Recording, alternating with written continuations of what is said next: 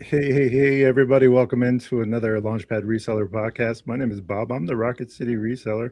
And if you've been selling for 20 minutes or 20 years, this is the one for you. We are your mission control for all things reselling. I do this thing with my good friend, Tennessee Treasures, Ellie. She's a homeschooling mama. When she's not schooling those babies, she's schooling us and everything toys. Hey, Ellie. It's good Hello. to see you, friend. I feel like I just saw you.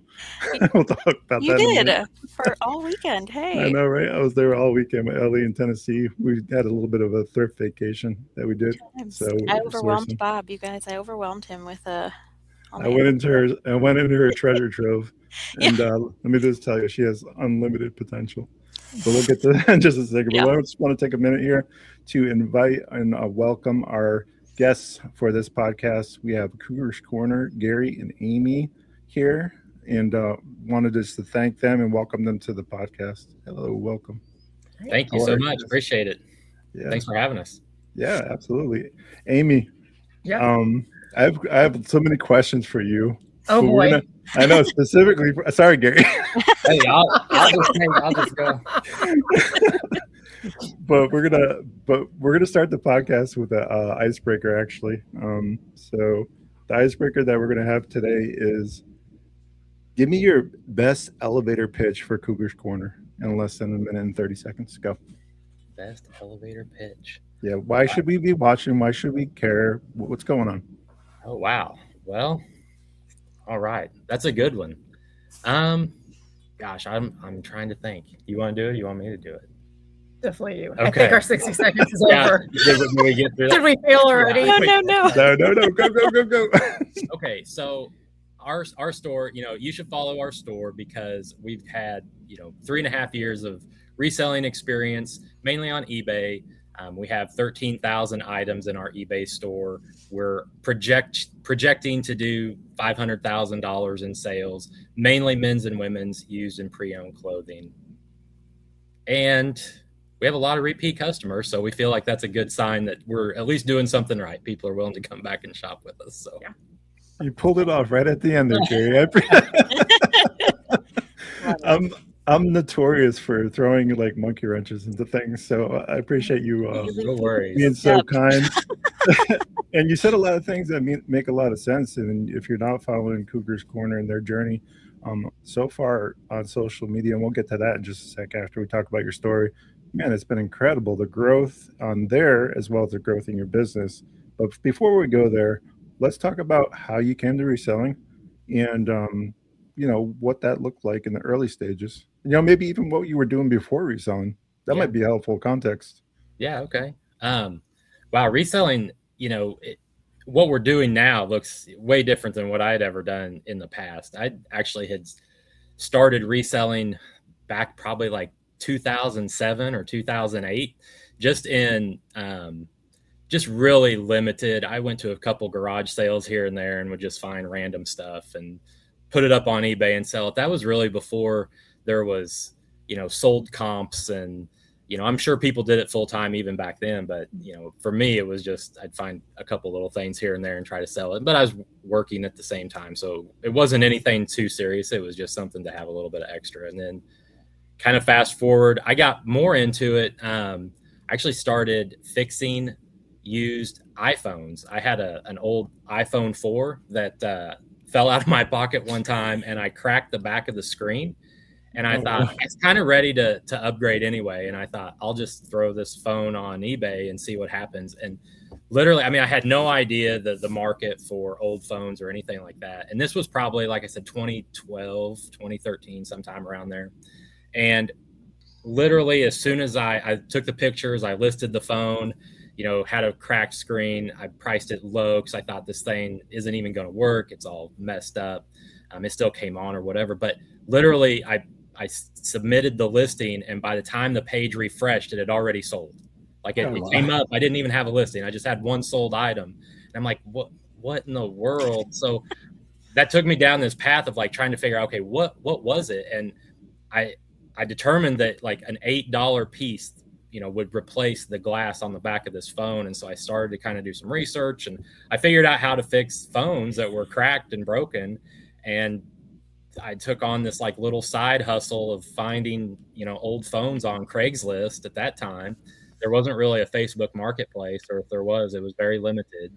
And I started fixing iPhones. And so I did that for probably 6 months or so until like the next generation of phones came out, and it just became too complicated for me to fix. So I got into some coins later after that. I got really into like collecting some coins and trying to sell coins. That was a really tough go because the margins on coins were very, very tight, very limited. And the market's really determined. Like, it's hard to find a coin that's very valuable that you can buy that somebody else doesn't already know what the value is. So, but I did that for a little while, and then really I didn't mess with reselling for a long time. And then probably 2021, sometime in there, like right after COVID, we started to go to some estate sales that were in our area. Like, I think it was kind of during COVID time. Mm-hmm.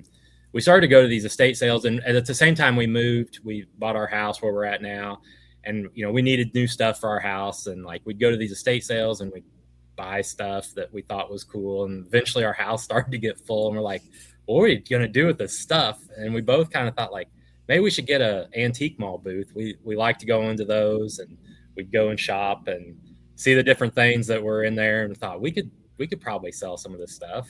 And so I think in 2021, like that summer, we rented our first booth at an antique mall.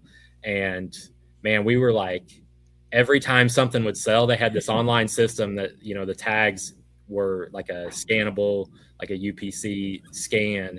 And so it would come up on our little sales sheet, and we could see exactly what sold. And like every time something would sell, we would run to the bedroom, grab the next item, and run, like, it's a 20-minute drive to get out there. So we drove out there and we replaced it. I mean, we were just stocking that thing constantly. And so I think at that point we were like, that was really fun. So that took us to a lot of garage sales. We went to other flea markets to find stuff to put in this booth. And very quickly, it's like some other booths opened up. So we went from having one, I think we ended up with 9 at the most we ever had out here at this one mall. And 9 booths? We opened up another booth, another mall. So we had like 2 different malls in our area with 9 or 10 booths at any given time. Wow. And we struggle with moderation. Yeah. All or nothing, right? Yeah. Once it starts to work, we just go all in and just try to see how well we can do. Like we were, knocking it out of the park with the antique mall stuff, and we dabbled in everything. A lot of what we sold there is like little collectibles, little glass pieces, glasses. We even sold some furniture. We sold, all sorts of stuff that we thought we could flip. I mean, a lot of our prices were low, and I think for a lot of the antique mall buyers, if they can buy a $5 or $6 item, they will. If we price it at $100, they might just pass on it for a long time. But I think that a lot of times people love picking up, things that are $10 and under, and they get to go home with something new. And so we made a killing on stuff just, $10 and under for a lot of our stuff at the booth. Mm-hmm. And we mixed in some higher price stuff here and there too. So it was really fun to do that. And eventually that kind of started to wane off because we had, I think then we started to talk to a few people about eBay, and we thought, there's stuff at our booth that would probably bring more on eBay. We should try to expand, our reselling and throw some of this stuff up on eBay. And we started that kind of at the end of 2023. And part of that was, introducing some clothes into eBay. We had introduced some into our antique mall booth. We put up a couple clothing racks, and surprisingly, clothing did pretty well. We sold like a lot of local, like sports teams and stuff like that we would sell out there, that we would find. But we started to incorporate some clothing out there and clothing in eBay, and that started to be the kind of the path of least resistance to our reselling. And we had a lot of hard goods when we first started eBay, and it quickly gave way to doing clothing. So that's the dissertation. That's the roadmap of how we got to the start of where we're at now. Wow, that's incredible. Yeah. Go ahead, Ellie. Yeah. So when you guys were doing these booths, were you guys still working elsewhere, or was that already?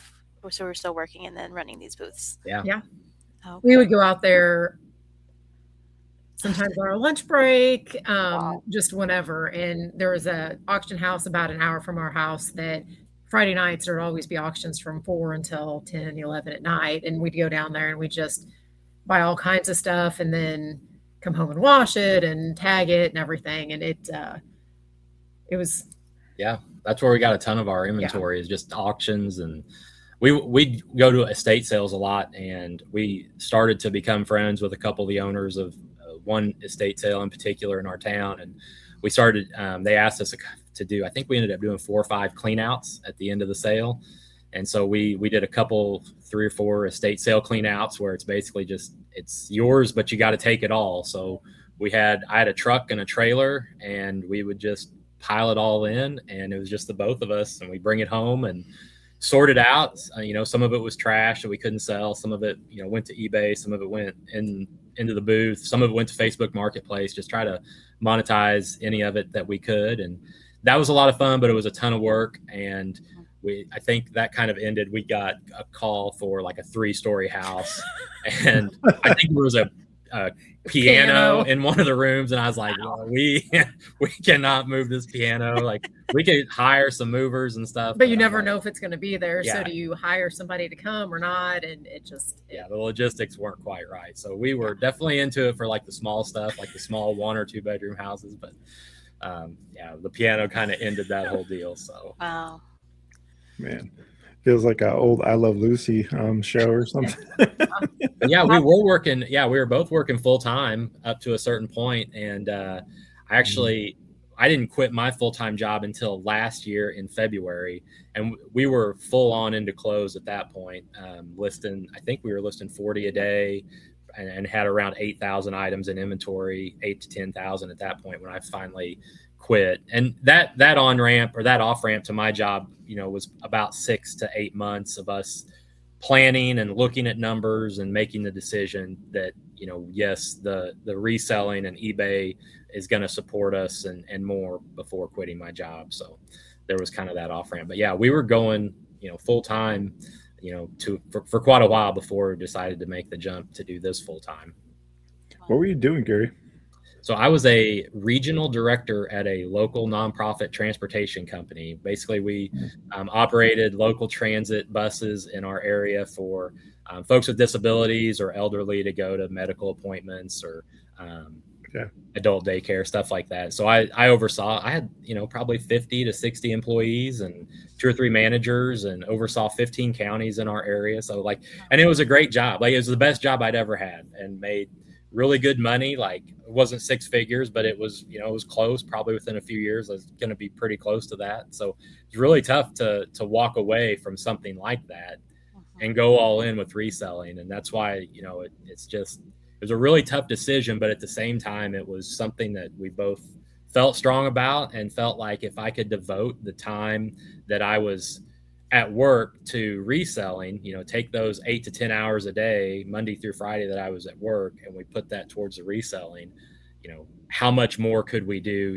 What kind of exponential growth could we have? And, it's scary to walk away from something that's, for sure that paycheck, hit every 2 weeks in the account, that money's there. But with reselling, we just was like, man, the sky's kind of the limit.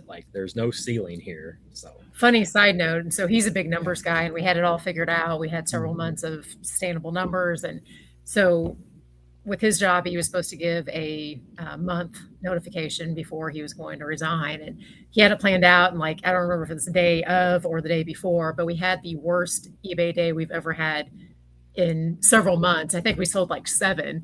And we were both he's like, I said, so are you going to quit today? And he's like, I don't know. I'm like, what do you mean you don't know? Can you do this or not? So just how things happen, and so it was kind of an eye-opening experience because we had all these great numbers, and literally the day he's supposed to go in, there was 7, and we're we hadn't had a 7-day forever. Yeah. But yeah, that was a test of willpower there to look that in the face and go, man, is something going wrong with eBay? Because I'm about to make a big decision here and give my notice, and I don't want to have to turn around on Monday and come ask for my job back. But oh goodness, it all worked out. Yeah, that's scary for sure. That is scary. We just recently had Sean Fines on, and he said that when he sat down with his wife to talk about pulling the pin and going full time, he was more so about whether or not he can get his actual salary out of the business for him initially. and also have a bit of a savings, a 3 month or whatever that looked like, just in case, something were to happen Yeah. and would have to go back later. So is that something you guys considered as well? It's like, do I need a salary out of this thing, or is it something like, Yeah. what Yeah, for is that sure. the process that basically? We didn't know that it would be something that we could do full time until probably a year before, because I track the numbers every month. For a couple of years I tracked every single sale we had on eBay. Like we tracked cost of goods for every single item. I tracked fees for everything that we sold. And, eventually the numbers bear out averages to where it's more predictable. Even if you sell $100 item versus a $10 item, everything starts to average out. But so I tracked that for a couple of years, and we were on this trajectory where the more items we'd list per day, the bigger our store would get, the more sales we could reasonably predict, and like our profit per month, had this trajectory or this path. And so about a year out, we started to look at that and say, if that continues, or if we continue to post this number of listings and we can find this number of things, I think the numbers bear out that I can replace my salary plus more. And then we can also have, a significant amount of savings. And that's on top of that was like if we were to have stayed the same number. And then if we could devote this time that I'm at work to the reselling business, can that grow even higher? Can we even kind of grow it exponentially? So yeah, we definitely tracked out, and now, we have really good, we have a salary we pay ourselves each week, enough to cover our bills and buy food and gas. Like we're, nothing extravagant, but it covers all that. And then everything else just goes back into the business, and we just save it to buy new inventory, stuff like that. But we're just, trying to stock money away. And, it's been really good. I'm definitely make more now than, I was making at my full-time job. Definitely work a lot more hours than what I was doing then, but that's just kind of the name of it, name of the game. I don't get that part. Yeah. Yeah, a lot of people don't realize that it actually comes with work. It's no magic wand where you just wave it through and all of a sudden you're successful. It comes with a lot of work. And I think sometimes people look at it with, this is a sustainable method. I can do this. But I think what also drives folks, and this is what I think would drive me, is the flexibility of it, where I could work harder later if I needed to, if I needed to do something that's, I need to put my whole focus on. So the flexibility of it, I think, is what would be very attractive to me personally. So yeah, that's one of the things that's just really hard to do if you've got another full-time job, is that now the time that you're not working, you've really got to get your reselling stuff done in a specific time frame. Whereas for us right now, we can, we went on a vacation back in January, went to Jamaica. We got a cruise planned for next January, so like we can still do all those things. But also, if we wanted to take a trip next week, we could plan it out and just go do it. Like there's that flexibility exists. And then also kind of on a micro level, if we decide or if a sale comes up tomorrow and there's a good sourcing opportunity, we can rearrange our schedule and go do that if we need to. So it's that flexibility exists both on a bigger scale and, even on a micro daily scale. I think if you bet it on yourself, which is what I really enjoy when I hear these stories every time, is when someone bets on themselves. You're only capped by your potential, or like what you're willing to give it.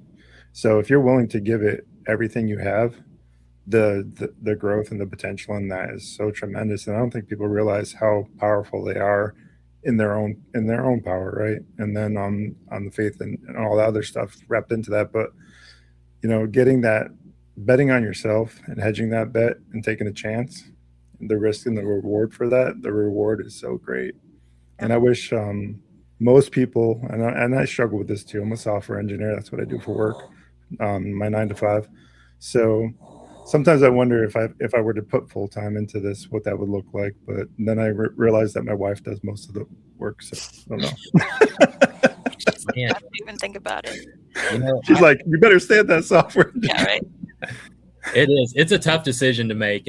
But that comment you made where bet on yourself, that was something that I hadn't heard, and it was something that maybe I just heard, a while before, we decided to go full time. And I thought about that and I'm like, yeah, why not? Like I bet if we do go full time, we can be successful at it, because we'd kind of had proof of concept already, because we'd had the antique mall booths where we'd done really well. We'd already had the eBay business kind of up and going, where we had some traction with that. And I thought, yeah, no reason not to bet. And like, what if you don't take that chance, if you don't make that jump, and then 10, 15 years later, where you're not in a position to do that, and you kind of look back and say, what could have been had I, made that jump. So let's do the wife's opinion on this, Amy. So at this time, right? So at this time, he's like, I'd really like to do this with you full time. First of all, working with your spouse is a challenge. Let me just tell you. I do this with my wife, and she would say that she's glad that I'm a software engineer and leaving the house. It was a little struggle. We have assigned duties now and assigned places, so it works out well now. But yeah, the first week we did a trial week. He took a week vacation before he gave his notice, and I get maybe 2 massages a year, and I got some gift certificate for Christmas or whatever, and I was making for the end of the day, because after a massage, I'm not doing anything else the rest of the day. And so I came back, and he was so proud of himself, and he had this 200 clothing items that he'd taken pictures of. So when he does the pictures, I fold them and put them in the bags and whatever. And he was so excited for his treasures that he just I'd never done that many in a day, to take pictures of that many. I'm like, look at what we're going to be able to do. And I'm like, I'm not doing anything the rest of the day. I'm done. Planner anyway. I'm very I was a police officer for 20 years. I'm very rigid. I like my structure. I like my. This is what I wanted to ask you earlier. About I'm very rigid in structure. Every night, and what he puts up with it, bless his heart. And every night before we go to bed, I'm like, so what's your plan today? And he's like, what's your plan? It even if we change, I can be flexible on that, but by heart, I it helps with process. I'm going to be here at 10 o'clock. I'm going to be here. I'm very haven't got out of that mode yet. But okay, so for those of us with ADHD who really struggle with structure, can you tell us what that looks like for you guys? What are your assignments? What's your processes? How many do you list in a day? I feel like you should be at attention right now, Amy. I mean, I would appreciate that. That would make me feel more comfortable. Man. So yeah, we definitely have some duties that I'd like to think that we can handle whatever thing comes up in the business. Each one of us kind of has that knowledge that if one of us is out, or we're not feeling, maybe we're sick or whatever, either one of us can do, whatever needs to be done. But we definitely have some duties. And it was something that when we transitioned from part-time, or when I was still full-time at work, to transitioning to full-time in the reselling business, we had some growing pains, and we had some friction points that we had to get sorted out. And there's definitely the husband and wife, normal life area, and then there's the husband and wife work together at work area, and they're not the same. We had to learn how to work together. So the best part is when I bring home something and he's like, that's never going to sell. And man, the second it sells, his phone is blowing up. And there's another hoop. Yeah. I'll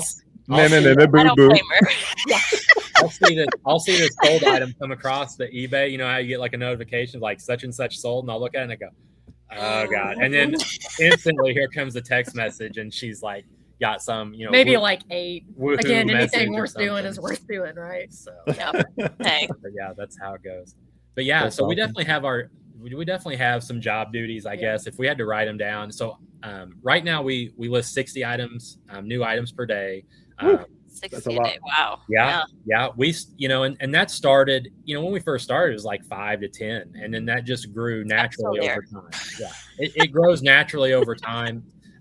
Just as we niche down, we don't do a ton of hard goods. We mainly just do clothes. And as we kind of narrowed that niche as to what we listed, we could get faster and more efficient with it as we built our systems and our process. We have a picture board, we have a shipping station, we have a very set way we do our inventory. And so that allows that efficiency to get faster and get more items up per day. But right now, I mean, it is, I think our biggest bottleneck is trying to find that many items to list per day. We're pretty picky on what we pick up in terms of the quality and things like that. So, but we do list 60 a day. We'll both go sourcing through the week. We usually take 1 to 2 trips out of town. We're kind of right between St. Louis and Kansas City. It's about 2-hour drive for us to go. Good area. Yeah. To go to either one of those, it's about 2 hours. And normally we go to St. Louis, and normally we'll hit Goodwills, some Salvation Armies. There's some other thrift stores that we'll hit down there. We'll go 1 or 2 times a week. And then we have a few thrift stores locally that Amy will usually go to throughout the week.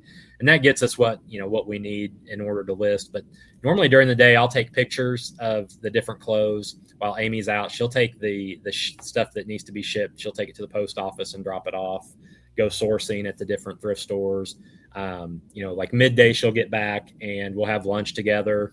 And then like with today, I took some more pictures in the afternoon, or I might go in and do listings at the computer in our office while she'll wrap up all the clothes that I took pictures of, and then we'll work together to put them in our inventory system. And then the next morning I'll come out, I'll pull everything that sold the day before, and overnight I'll ship everything out, put the shipping labels on them, pack them up into some bags, and then she takes them. So that's kind of the main duty. So I do the listing and the shipping and some pictures. She does all the processing. So everything that comes in that we've bought, she'll wash, iron if it needs it, sew a button on if we miss that it doesn't have a button or something, and hang it all up, get it all set. We have a queue system basically on our wall that we have this wall where all of our clothes get hung up at, and we have different categories. So like men's polos all go together, men's button downs all go together, coats, women's activewear tops. Like we'll put all that stuff together so that when I'm doing pictures, I can just go and grab, I might grab 30 women's tank tops at once or 30 men's button downs at once and take pictures of all those. And so she sorts and organizes all that stuff so that when it comes time to do pictures, it's very simple and easy for me to do that part of it. Love that. Do y'all cross list at all? We did just recently start cross listing. We started using Nifty. I know. For a long time, it was like, well, I don't really need to. We sold so much on eBay. It was like, why even mess with it? But well, it's funny you say that, Gary, because I'm terrified that I'm not great with computers anyway, and the thought of having trust in something else to take your listings down so that we don't ruin a good thing with eBay if we sell something on Poshmark. And Nifty's done us great. Yeah, so it's funny you should say that, because Nifty is actually the sponsor of this video. Nifty.ai can triple your business because it tripled mine. I know for sure, for a fact. And again, I am a software engineer, so you can take my opinion for what it's worth. I have used them all, and I almost lost my eBay store with Vendu. No shade, but that's just what the reality of it is. A lot of people have that same experience. Don't be that person. Get Nifty.ai today. Code Rocket City will save you 15%. Look at this. Thank you for putting up with us. We got a comment. She said she was looking at Nifty today and wondering about changing from Spadeberry. I haven't heard of Spadeberry. Catherine, run, don't walk. Run, don't walk. You don't have to use my code. You can use Gary's code if you want. I don't even care, because you know why? Because I believe in the community that much, and I believe in the product that much, that it will definitely help your business. Yeah. So what's your code, Gary, for the people? Oh gosh, you were going to put me on the spot. I'm going to put you on the spot. You look that up, okay? We're gonna talk to Amy a little bit about something that I've been dying to ask her. Oh, I can't wait. All right, oh boy, here we go. All right, remember, Code Rocket City saves you 15%. All right, so Amy, you were a police officer, right? Mm-hmm. So you did that for how many years again? 20 years and a day. 20 years and a day. Wow. Well, thank you for your service. The Thin Blue Line is the only thing separating us from chaos. Yeah. So I will say that, what do you think that you took away from that job that helps you in reselling? Because if I were to guess, what that does is you get to know people really well. You can kind of see who's like not on the up and up, maybe who's not. Does that help you at all in reselling, you think? I would say probably yes, it does. More for like marketplace and stuff like that. I would say probably the biggest thing that I have taken away from police work to now is the structure. Again, like, reselling, whatever you put in, you're going to get back. And I can't imagine this chaos in our warehouse if we didn't have such a good system and maintained by it. You know, we every night before we go in, we make sure our spaces are clean so they're ready to work tomorrow, which sounds really dumb and really It's not. It's so important. or not, but it's just something that it makes us more efficient. And you know, time management, I'm very goes along with structure. Time management, you know, back in my after I retired from police work, I had a job I got a corporate job, making a ton of money. My only job was really to carry a concealed weapon in case there was an active intruder. And sitting idle for 8-9 hours a day was absolutely something that I could not. It didn't work real well with my personality. It's hard. Yeah. Well, and they gave free snacks, so I sat around and ate all day because I was bored and gained about 30 pounds. No. Yeah, it was terrible. But it, you know, you sit there when, you know, when I was there and I'm like, oh my gosh, I've got 4 hours left. And, you know, I'll look down or up at the clock and it's, you know, 3 PM. And, you know, we're like, how in the world did I already get to 3 o'clock? And we're very protective of our time because, you know, time is money. And, you know, if we are trying to sell something on Marketplace and I'm sitting in a parking lot for 20 minutes waiting for somebody, like the olden days, I would sit there, you know, forever because you need, you know, and now I'm like, you're 5 minutes late, I'm out. Like it's, you know, again, time is money. And so it's just kind of, it really is. Yeah. The time and the structure, I think, is probably the most thing that has, for me, has transferred from police work to reselling. Plus, you must really be good at driving defensively, I would think, after being a police officer for so many years. Yeah. Am I speculating, or is it pretty accurate that you're pretty good behind the wheel? I can drive fast. That's sweet. Get to all those thrift hauls before everybody else does, right? Yeah. And then you're like, hey, listen, man, I was on duty, you know, or whatever. Yeah, I can scan the thrift stores now and identify my threats immediately, you know. Yeah, that's what it's. See, this is the content I was after. Yeah, Amy. Thank you so much for entertaining me. He said I had to be on the best behavior, so. Oh, yeah. Well, don't worry about the behavior stuff because I can't be good, so I have to be good at it. That's the rule in all my videos. I don't know if you watched any of that. Yeah. So, Love that. but I appreciate that take on reselling because I think everything that we do prior to anything that we do next definitely informs that. I would say that, right, Ellie? Like, Yes. don't you think that everything that we've experienced to this date, even talking to all of our guests that we've talked to this past 6 months, and you guys are almost, we have a few more episodes for season 1. We're going to be starting season 2 soon. But we've talked to so many like-minded people that are chasing the same number you're chasing, people that have made $1 million last year. You know, the whole gamut. People are just starting off. You know, it always comes down to the same thing. You know, having systems, having processes. There's a theme for sure. Yeah, people, tech, and process. Basically, if you can have those 3 things, and you are the people. You know, so if you can put yourself in front of it and understand that early on, you're going to get so much out of this thing. Yeah. I can't wait to see exactly how much Cougars Corner can do. I did have another question that's a follow-up. We don't oftentimes ask our guests this, and I'm wondering about the name, Cougars Corner. We never talk about the name of, do you notice that, Ellie? Yeah, I guess. Really ask. I think we asked Knox next door. I think the bearded thing is. The bearded was obvious. Yeah. Cougars Corner. If you want to tell us about that genesis. Yeah, let's get into it. It's not as great of a story probably as that's what okay. It doesn't need to be.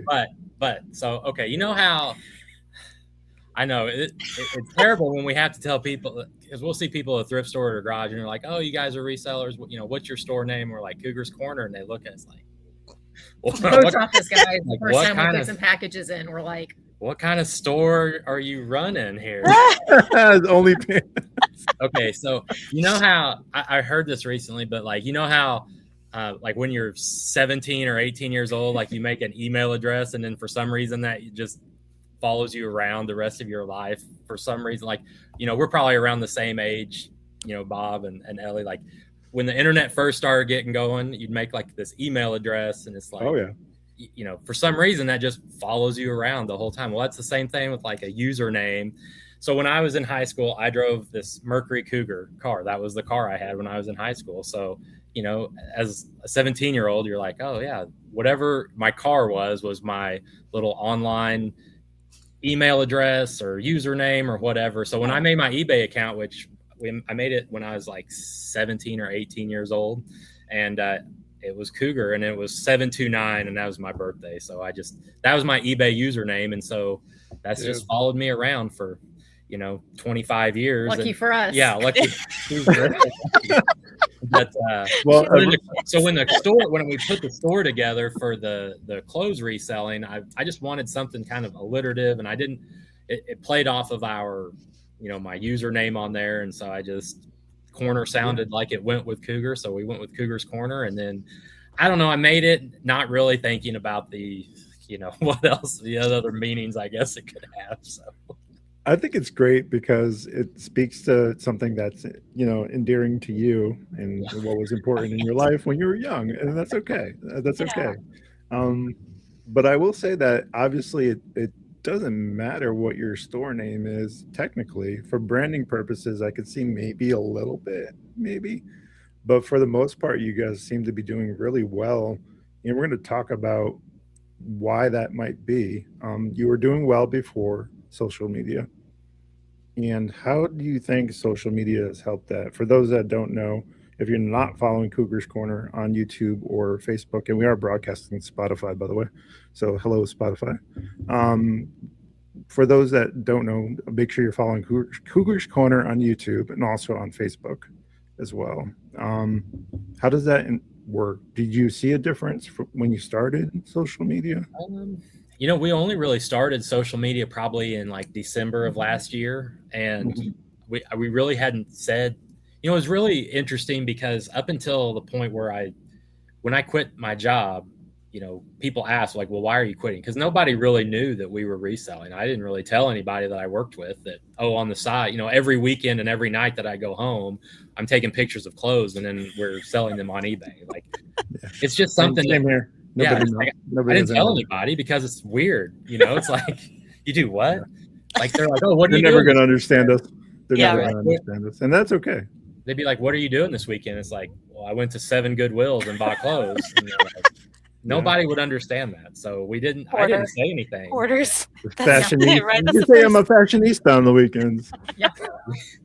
We built our shed in the backyard, and I'm talking to another guy at work, and he's like, oh, what are you going to put in there? And I'm like, I don't know. Stuff, I guess. My dirty secret. So, like, I don't even know where we're going with that. But anyway, I was like, we didn't really tell anybody we were resellers. So I still don't know. I lost my whole train of thought. What was it? Okay, Gary. For content. So you were saying you didn't tell anybody. So then you started in December. So I started. So like all last year while we're doing, we're reselling it, I was pretty much full time the whole year, just trying to, see how much we could, how much gas we could pour on it and make it bigger. And while I was taking pictures, I'd listen to different podcasts or listen to different speakers. And I listened to a guy named Gary V. Hell yeah. He's my mentor. Yeah. And, he talks about posting on social media and like, that's the way things are going. And I'm like, okay, well, so it was probably Thanksgiving, sometime around, Thanksgiving, first part of December. I made a Facebook page and I started posting pictures of like, hey, here's what we sold yesterday. And, oh, here's our photo setup. And, after, I don't know, a month or so, we started to get a few followers, and I put some reels out, and then I made a YouTube account and I posted the reels straight over from Facebook to YouTube. So we started getting a few followers or subscribers on YouTube. And that took, I don't know, a couple months. And then like mid-February, we put out some reels, and our account just started going crazy. And I'm like, wow, this is pretty exciting. One of the videos got, I think 6,700 views, which is pretty good for a new account. And from that, I was tracking you guys. I am a data scientist, remember, and data analyst. So I was looking at the numbers and trying to see exactly what the moment was. It was that video. Which one was it? The one you got 6,700. The one where you were explaining how you batch post. Yeah. Clothing. Yeah. The video. Yeah, I did that video just kind of on a whim because I use ChatGPT some to try to help come up with some ideas for videos, because I'll sometimes just think up of an idea and I'll go, okay, that might make a good video. And so I'll try to make a note or whatever. And, one thing working with Chat GPT, I always want to make sure our reselling comes first. Like I never wanted to sacrifice getting our listings up or miss out on shipping something because I was making a reel or I was making a video. Like eBay pays the bills. Facebook, YouTube is kind of fun stuff on the side to build up for the future.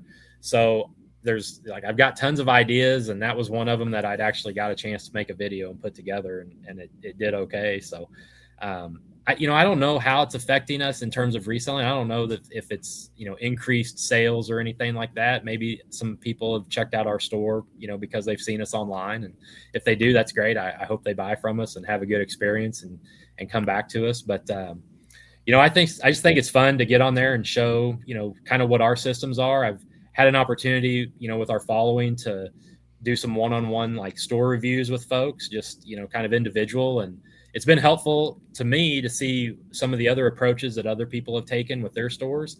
And then on the flip side, being able to share some of the things that we do with them. And then they've come back to me and said, hey, I implemented this strategy, or I tried, this tip that you said, and it's helped our sales. So that's helpful. And I like hearing that, especially if, spending some time with other folks, talking to them on how they do their things.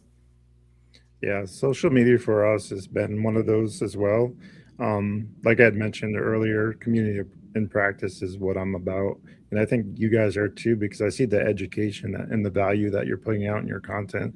So the fact that you're still running your business according to what you need it to be, and also taking the time to pay it forward to others is huge. And it says a lot about your character as a business, and will definitely pay dividends in the end, I think, because you're building that network and that community with like-minded people.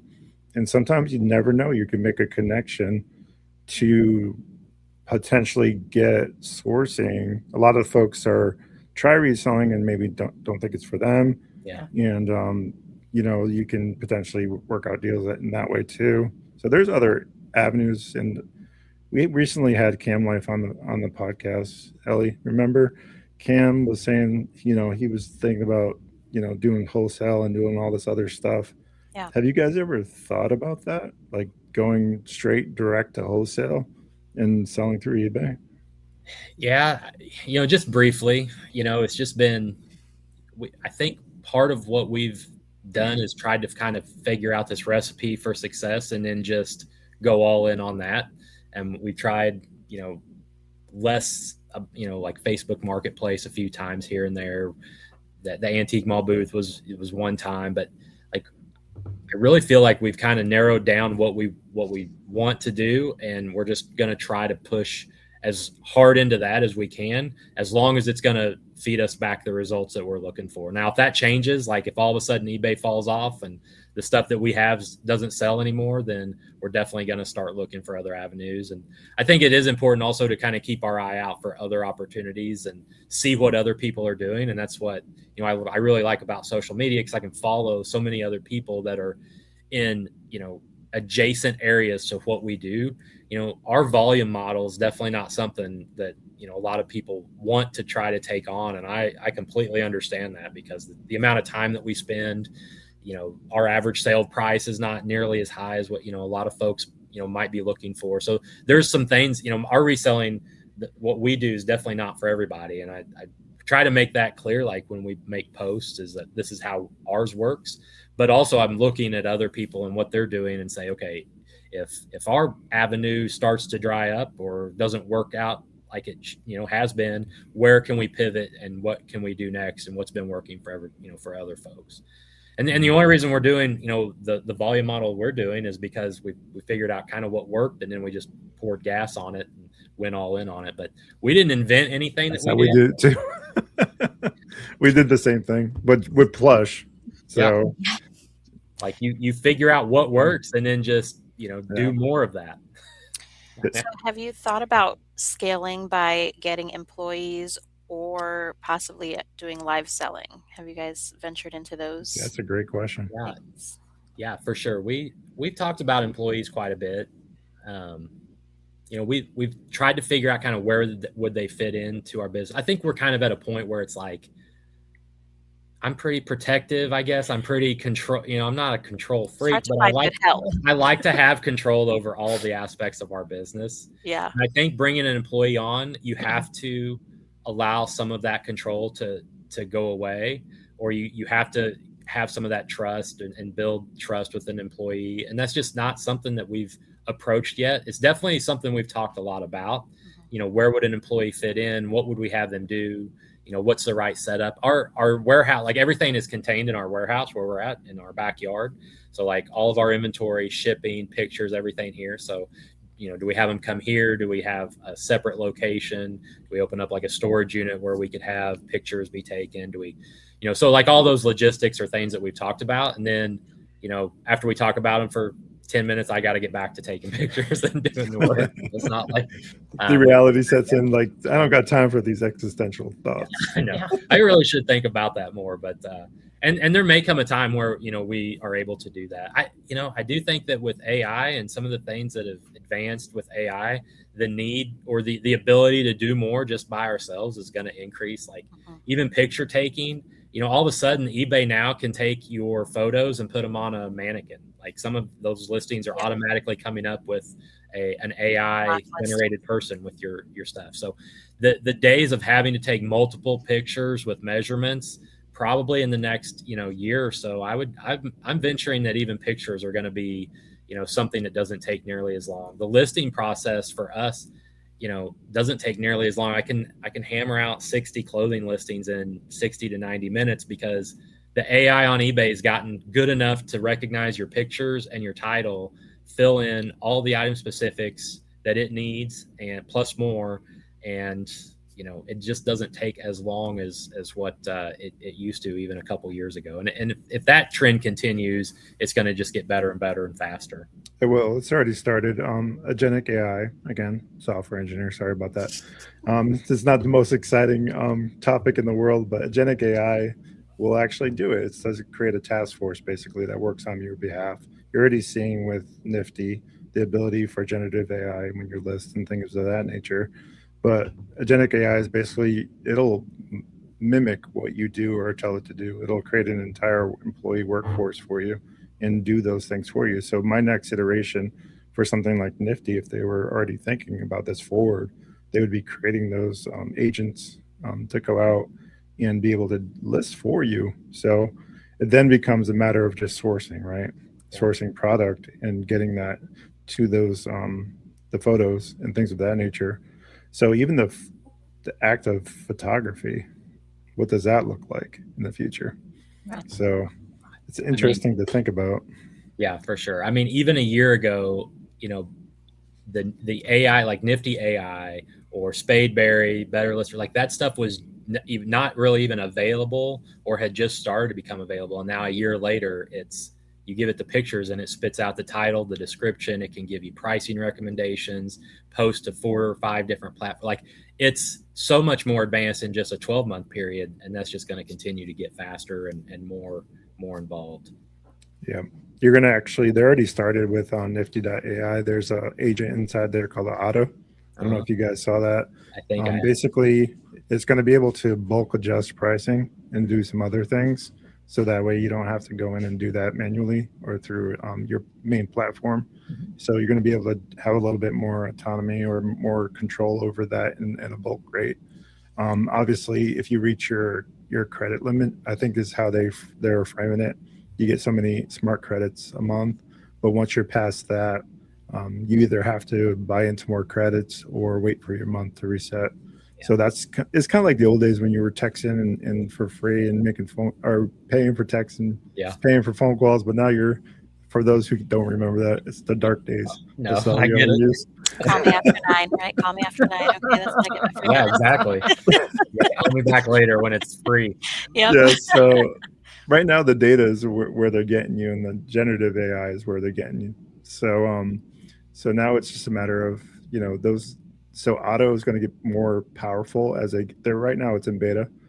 For those that didn't know, nifty.ai, Auto is the feature, and it'll be coming out of beta. They'll be adding more features. So it's basically your agent to run your business. So it's like having a part-time or full-time employee that's working on your behalf all the time.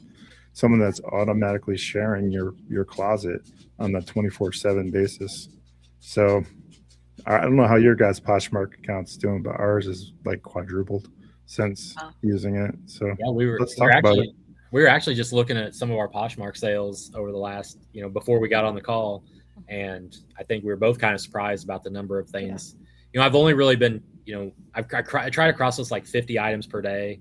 I haven't cross listed everything from our eBay store over to Poshmark yet, and so I've just been trying to gradually get stuff put over there. But we're getting 2 or 3, 1 to 2, and then sometimes up to 3 to 4 sales a day over there. So that's helpful because we're averaging on eBay about, I think so far this month we're at 45 to 47 items a day. And so if you add 2 or 3 over on Poshmark, that gets us close to that 50 mark.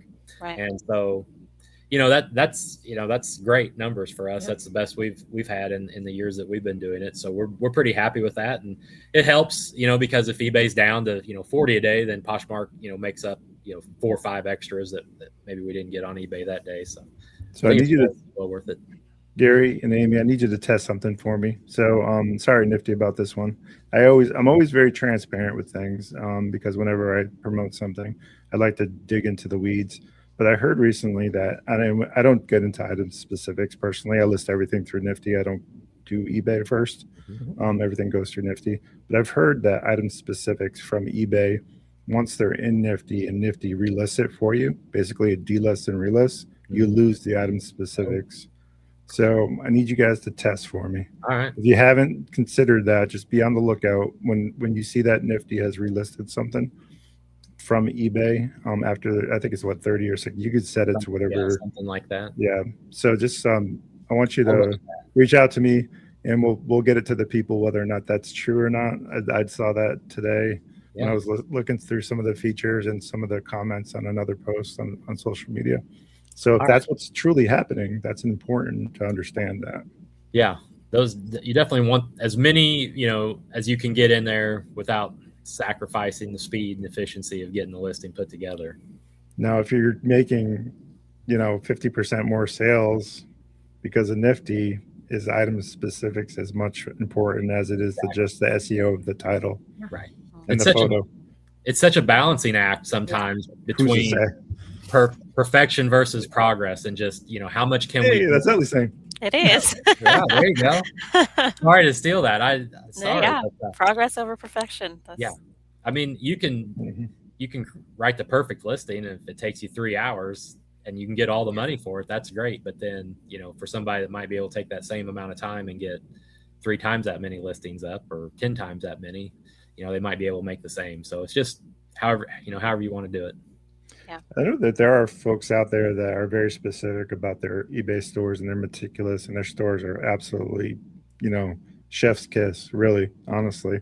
And kudos to you if you're that person in putting the time into your eBay store. Have pride in what you're doing. I'm not saying you shouldn't, but that's just, for me, it's a volume thing. And I think we're at the same pace, Gary, you and I. We're at the volume. We have 8,000. I think we're actually at 8,200 listings currently. Our goal is to reach 10,000, but we're at capacity, and we're looking to build a building in our properties. So I'll be reaching out to you. I'll be reaching out to you in regards to that. Yeah, that's a fun process. You guys did it. Let's talk about it, right? Okay. Yeah. Wow, that was a fun process. I mean, he designed it we did not use AI for it at all. This is several years ago, and he designed it, and it literally looks exactly like his drawing.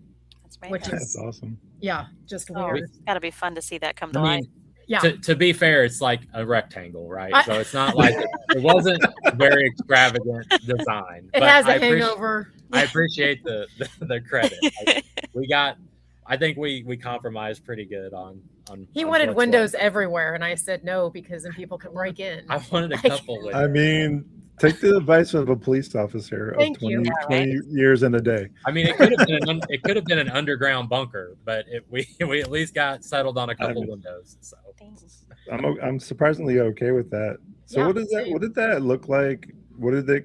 If you don't mind sharing the cost of something like that with square footage, whatever. So, just to kind of give some background, we moved into our house during COVID, like November of 2020, and we live outside of town. We're about 10 miles outside of our local town.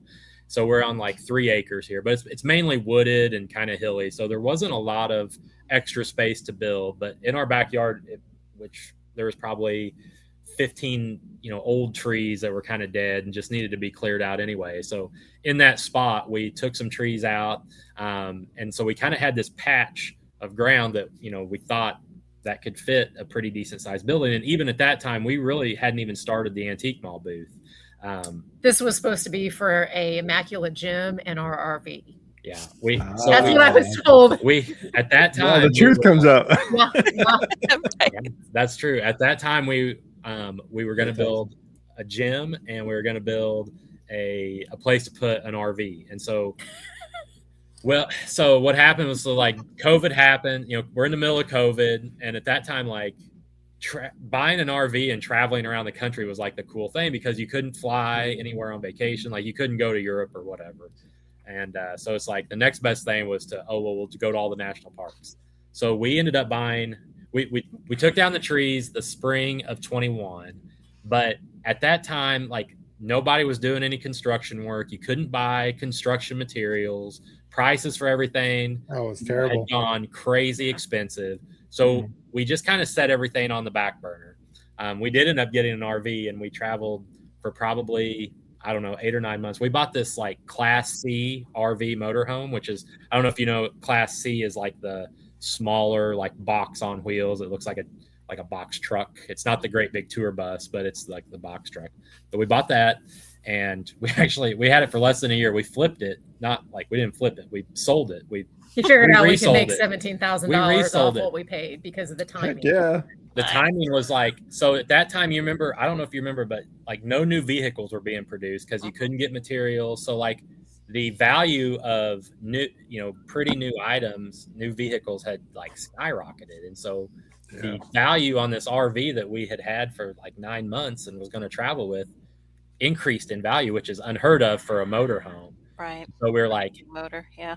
I looked at the prices. I'm like, this thing's worth $20,000 more than what we bought it for. Like we should consider selling it. And so we sold it, and we took some of that money that, then we were able to help build the shed. But so anyway, one of our first flips before we actually got into reselling full time was we resold an RV. So that's kind of a fun sidebar, but the writing was on the wall. Yeah, exactly. Or on the RV anyway. But we'd always had plans, like we still have plans today to do that again, because that was really fun. We took some RV trips down to Texas and Arizona and stuff like that. So that was a really fun drift across America. I'm in. Let's get the content rolling. Yeah. I think when we finally retire and we sell all this stuff off, we may just travel around for a year or two and then retire to Florida or something. I don't know what will happen, but an RV is definitely in the future. But the shed, originally was going to be for RV and a gym. And then as we kind of came out of COVID, like a couple years later, after we had cleared those trees in the backyard, we started to get serious on eBay. And I think we had a conversation one night, like, if we're going to build this shed, like, let's get serious and start talking to a couple builders. And we got connected with a local like Amish community, and they owned a lumber yard in the area, and so they had some. We went and talked to them, gave them the design and the layout, and they gave us a price. And so we started working with them in the spring of 2023. And so they came out and leveled out all the land, and then they poured, the footers and the slab, and then they, like, by then, like, the walls were going up. So it's just a metal shed with, like wooden walls and metal roof and all that. But then once that got done, we had HVAC put in. So we have a mini split for heating and air, so we can work out here year round, whether it's 100 degrees outside or 0 degrees. So that was really important. We got insulation and electricity. We got that put in there. The one thing we did not do that I probably would have done different is put like plumbing in so that we could have like a little bathroom. But we're about 20 feet away from the back door of our house. So the front door of the shed faces the back door of the house. So there's a little sidewalk, and we're about 20 feet away. So we just go inside to grab something to eat or use the bathroom or whatever. And then we have a little porch overhang area where we can go and sit outside at the shed and just hang out there if we want to, like eat outside or have a picnic or whatever. But so that process got done in the summer of 2023, and the timing worked out really good because our eBay store, we had grown. We were probably close to 1,000 listings at that time. And so it started to overtake the house. I mean, we had bookshelves everywhere. We had stuff in the hallway. We had stuff in the bedroom. Once we got the shed done, and we moved in the summer of 23, and we've been here, it'll be almost 3 years this summer. And so, yeah, that's kind of the shed. So like we paid for everything in the shed. We saved up kind of as we went. And I think it cost us like 70,000 or so all in to get the shed built. So I don't know, with stuff now, it might be a little bit more. Ours is 40 foot our slab is 40 foot by 40 foot, but the inside portion is 40 by 30. So it's 1,200 square foot. And then we have a lot, like we didn't build a loft, but we left the ceiling open so we can put some like plywood or like particle board up there to have extra storage up in the rafters. And we did like the interior walls, we did ourselves, and then the flooring we did ourselves to save a little money. Yeah, we learned how to put it. Like I'd never really been in construction or anything, but I thought I could at least nail and screw some particle board to the walls, and then I'm not that guy. I'm not that guy. And Good that for you, was Gary.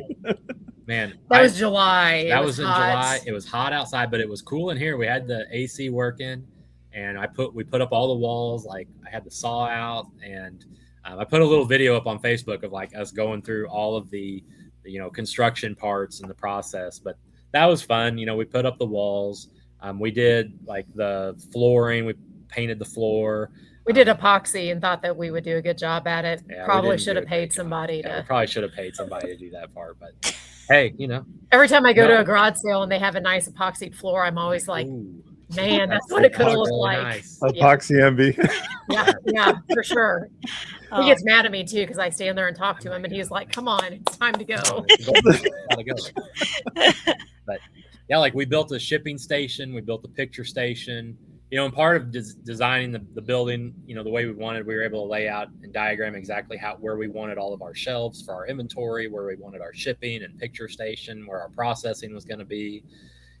Like we've got a garage door. We don't use it a lot, but we've got a garage door that we could back up and put the RV in. Put the RV in. So like we did design it so that when we sell our place and move out, like it's a very usable shop, or for whatever the next person that lives here would want it for. So they could definitely pull in an RV. That's important. Yeah, they could have, they could put a lift in here and put a car up on it, or whatever, extra storage. So it's really just an addition for the whole property, but it really works out well for us for our reselling purposes. So you go through that process. It was a little stressful because there was we didn't really run into any issues like leveling out the ground there. They had to bring in more fill than what we expected, so there was a little bit of cost overrun in that regard, but everything else turned out really well. And I wish we had more space, because I would definitely build another building, because we feel like we might fill this place up at some point, and then we were going to wish we had more space, but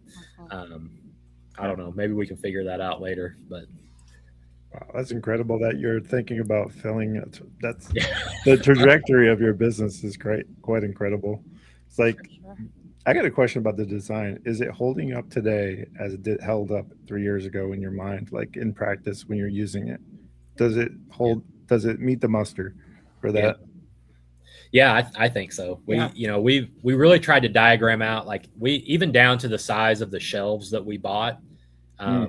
Back to back, the size of the boxes we put on them, what's the average number of items we can fit in each box, where, how much space in the aisle do we need to maximize? Like I'm pretty by the inch. I mean, yeah, like when we built, when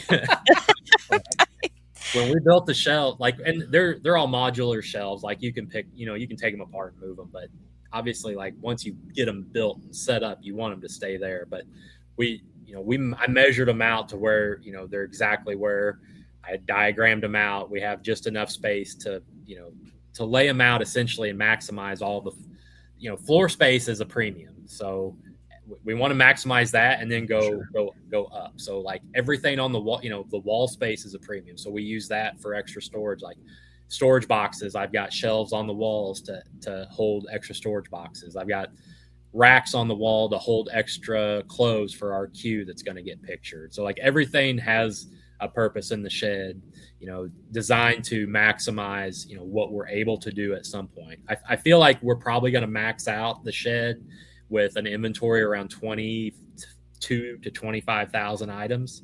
That's clothes, shoes, So hats. tomorrow? Maybe bigger sourcing. Yeah. It's sourcing, Amy. She's like, I gotta go shopping again. Yes. Do you get tired of shopping? We don't even actually like to shop prior to this. Perfect. That's a perfect business model right there. I hate this. I just want to not kidding. Go all in. You can get some people feel a certain type of way about their inventory and they can't let it go, right? So let's talk about it, right? So you guys sound like maybe that clothing, you're not too much like emotionally involved with it. It's a means to an end. It's a really great niche because there's so much clothing in this country that goes to landfills and gets shipped overseas and all kinds of stuff. So that's like crazy. Clothing would not have been my first pick to sell stuff. I'm not excited about clothes. I'm more excited about it now because I know what is valuable or what sells well. We're excited. I'm surprised I even had some on. So I'm just kidding. I'm not excited either. Yeah, it doesn't excite me to it's exciting to find cool stuff at the thrift store. I get excited about that. It's not so exciting to go grab our 30 bread and butter items at a thrift store and walk out. That's just kind of that's work. But also sometimes I think we have to stop and think hey, we're shopping for our job. This is our job, is to go around and buy stuff at a thrift store. Whereas most people have to do that on the weekends or they look forward to that.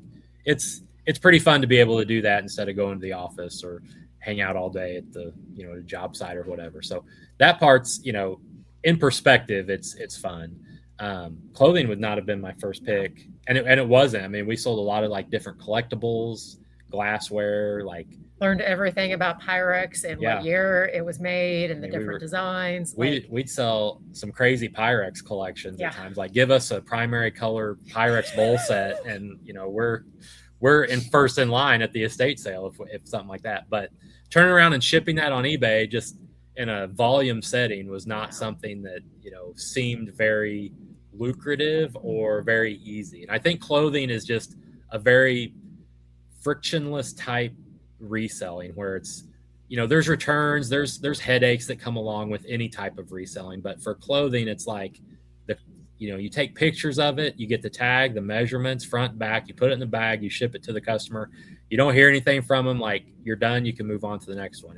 And you can do, if you've got a system set up to do 10 a day, you can do 50 a day. It just takes a few minutes longer. So it was one of those things that's you can scale it, you can make decent money at it, and it's plentiful. You can walk into any thrift store and they're going to have a pretty, it's probably going to be their biggest selection of whatever items they offer is clothing. So, I mean, it's out there. It's not all worth reselling, but if you look hard enough and you look long enough, you're going to find enough pieces to resell. And that's been our experience. Ellie and I shop a lot at the Goodwill outlet bins. Ellie, would you say that clothing dominates over there? I would say so, right? Our Goodwill bins has a lot of hard goods, so I think that we attract a lot of hard goods sellers. But yeah, when people run to those clothes bins, I'm just looking at them hard goods sellers and clothing really sellers are over different. there fighting for clothes, and I'm like, no, thank you, no, thank you. And it's Do you guys use that business model at all? The Goodwill outlet bin? We have in the past. We started off using it. Yeah, we definitely, the cost of goods was just so good when it comes to the Goodwill bins. You can't beat, 75 cents for a shirt if you can find, a good one, a couple bucks for a pair of good jeans at the Goodwill bins. That's great. But I think what we eventually determined was that, the amount of time it took to find the number of items that, kind of met our metric or our quality standards.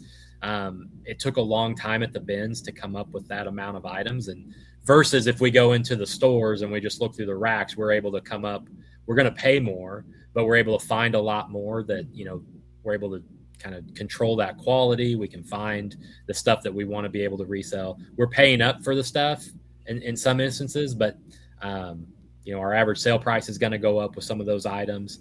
Not to say that you can't find some great stuff at the bins, and we found some very nice. We found stuff that sells for $100 in the bins, but the frequency of that just wasn't enough to sustain us to where we could, we just can't find 50 to 60 items a day from the bins to list that meet this metric of average sale price that we're looking for. And for ours, our closest bin is 2 hours away, and it's not the rotating system. They're open from 10 until I think 1, and then they back. St. Louis. Yeah, in St. Louis. And in order to be there for the good stuff, we have to get in line at 9. And so for us, that takes away. If we drive to St. Louis, we're waiting for the first one to open at 9 o'clock. So that extra hour that we have, we come back with more items, and there's some wasted time, yeah, I guess, standing in line waiting for the bins to open. Whereas if you're at an outlet where they do the rotations, like maybe you're not, standing there for as long waiting for the rotation, but like they literally do, they kick everybody out, and then you got to go stand in line again, and then it's a mad rush. And so I think if we lived closer, we would definitely utilize them more. It's just on our trips to St. Louis, we're hoping to come back with 150 to 200 items, or it's not worth the time and effort to drive down there. So for sure. Yeah. That makes sense. Man, and digging in those bins is tiring. I don't know about you guys. It is. Like digging through hard goods is not half as hard as digging through clothes at the bin. Digging through clothes, like an hour into it, I'm toast. Like I'm ready to go to lunch. Yeah. My back hurts. The shoulder. Yeah. That's it for me. The shoulder is Arms lifting shoulder. That clothes up out of there. Yes, it's all done. I like that for plush and toys. Talking to people who spend 3 or 4 hours at the bins, I'm like, wow, that's a full day. I'd be exhausted spending that much time. We spent plenty of hours. That much time, but it's just not as tiring with clothes. I mean, with hard clothes is definitely because you've really like everything's twisted together with clothes, wrapped up in a sheet. Wrapped up in a bed sheet or curtains or whatever. Yeah, that's crazy. Yeah, I've tried, but so. Gary and Amy, this is the time of the podcast where we ask our esteemed guests who they would like to see on Launchpad Reseller podcast. So I'm going to do this official. Gary and Amy, Cougars Corner, who would you like to see on Launchpad Reseller podcast? Do you have anybody? Homeschooling picker. Oh, she said homeschooling picker. You know the homeschooling picker? I do. I love her. Yeah. I love her. Yeah. I follow her. I follow her on Facebook. I follow her on YouTube. Yes, I have 4 kids. They do a good job. I like watching their videos. Yeah. Awesome. Canary Closet, she does a good job too. I don't know if you follow Canary Closet. There's 2. Yes. So Canary I haven't Closet. talked to either one of them. So and I think she's kind of funny. Like she gives me some sort of sense of humor on her. She's good. So she would be number 1 pick was homeschooling picker. Let's do number 1 is his. Oh, she likes Canary's Closet. Yeah. She's number 1. All right. They're both great for reselling, and their content is awesome. Yeah. And I follow both of them actually as well. So I'm looking forward to talking to them. Hopefully they accept the offer. Yeah. We're looking at you. Yeah. To be on Launchpad Reseller podcast. Good. So that's interesting pick. Can you tell me a little bit why those 2 choices a little bit more? So let's talk about it a little bit more. For Canary Closet, I think she provides educational content. A lot of times people get on social media and it's like a story what I did. about, or not even really about reselling. It's about their personal life, which is fine. But if it's a reselling content, have a little bit of reselling stuff. And I think she has a sense of humor. Like I feel like she and I would be friends if we live close together. I can appreciate her sense of humor, and she's got. I like her because she's she brings a good knowledge to what she's picking up. She explains why.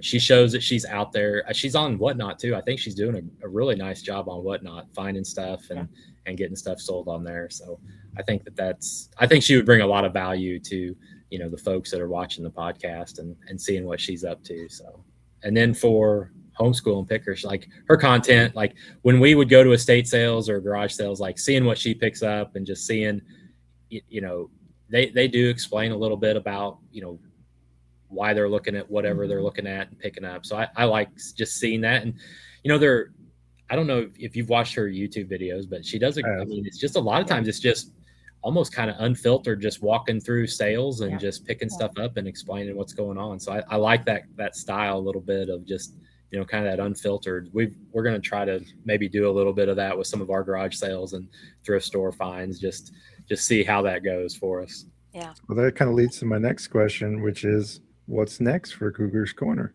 Yeah. I think that are just going to continue to put out our listings every day. There might be a time where we, traditionally like late spring and early summer have ticked up for us over the last couple of years. Like we start to see our best sales at that time of year. So we've kind of talked about, can we focus and get like 65 or 70 listings up? I mean, we're running pretty heavy right now. You're getting 60, but like if we put them out and they sell, then let's see if we can get a few more out. So we might be able to kick them up to 65 or 70 listings a day, early summer, and see how that goes. I think for like YouTube and Facebook, we're going to try to keep putting out content that people, have at least come back and said they like. I think looking at our different systems, like, if I put a picture of our picture board or our shipping station, it tends to get some good responses. So stuff like that. Some of our videos about where we've gone and thrifted or going to a garage sale or something, I think tends to do well. So we've got a lot of garage sales that we've been to the last couple weekends. And so we've got some footage of that I'm hoping to be able to put out soon. And some thrift store visits and finds, I think we're going to be able to put some of that out. And then each week we're trying to just do a what sold video and just kind of continue that process and just see where it goes and where it takes us, because it seems like that's been working well for us. And it's not too hard for me to just turn the camera on and talk about what we sold for the week and then throw the video out there. So that's been pretty good. So informative too. And people are really caring about what's selling now. Yeah. Not so much maybe like, this is kind of what I found. They want to know more so what's actually trending, what's selling, what to be on the lookout for when they're out and about. I think that's maybe a hybrid video in that case. Would like so that's why I enjoy your content and why I consume it. So just some feedback from another reseller to a reseller. Perfect. Thank you. Yeah, no worries. We learned a ton. We learned a ton from watching videos like that, like Homeschool and Picker. We watched Harry Tornado and we watched Josh Daily Refinement and Tekken Sports, and Tekken's a master at it. Big names, yeah. Flippy McFlipperson was a good one for a long time that we watched, and like Taylor Exchange was another one. Like all the clothing sellers, we took bits and pieces from all those resellers to build what we got. I mean, like I said earlier, nothing that we do is unique. It's not we didn't invent anything. We just took pieces of other resellers and applied it to our situation, and tried to figure out the best way for us to do it. And so if we put some stuff out there and help somebody else, then that's just kind of that cycle of giving back. And what makes you different? Your work ethic. That's what makes you different. So I'm just going to put it out there. If you want success like Cougars Corner, you got to put in the work for it. There is no magic wand. Nobody's coming to save you. This is not a Disney movie. This is not a Disney movie. No one's coming to save you. That's the damn truth. It's true. Sorry that Uncle Bob from Rocket City had to tell you, but here we are. Nobody's knocked on our door and asked for any of the items that we haven't listed yet. So exactly, all the stuff that's waiting to be listed, that stuff's never going to sell unless Wait, what's your address again? I'm scared. Yeah. It'd be great if we had a line of people, that'd be awesome. But if you don't list it, it doesn't get sold, and nobody's coming to list it for you. So yeah, absolutely. No one's come to save you. No one's come to list it. So the fact that you guys are just churning and burning and doing all the things and realizing that the time that you take when you're not reselling too is just as important and to prevent burnout. It was really refreshing to hear about. I'm gonna give Ellie maybe some final words before we wrap this up. Ellie, any final questions or comments for Cougars Corner? My comments are that what Bob just said applies directly to me. Like I feel personally targeted, right? Sorry about that, Ellie. I try to give myself grace because I'm trying to raise 4 kids, and I'm a stay-at-home mom and I'm a homeschooler. But interviewing people like you and all of the people that we've interviewed on this podcast really has opened up my mind to the possibility of what can be to come, what can be possible. So I really appreciate that. And I hope that for anybody listening, that is the same, and that it's inspirational, and that it's really showing and telling that the work that you put into it is what you're going to get back. And that's what I keep getting over and over on these episodes. I also want to remind everybody to subscribe and hit that like button if you haven't already. Thank you so much for watching. If you've reached it to the end. Yeah. See, I always forget. Please, There you go. 7,000 people watch this every episode. 7,000 people watch this podcast, and we only have 600. And I think we just broke 615 subs. So make sure that you're watching this. It can definitely scale your business. Watching this and talking about reselling and just listening.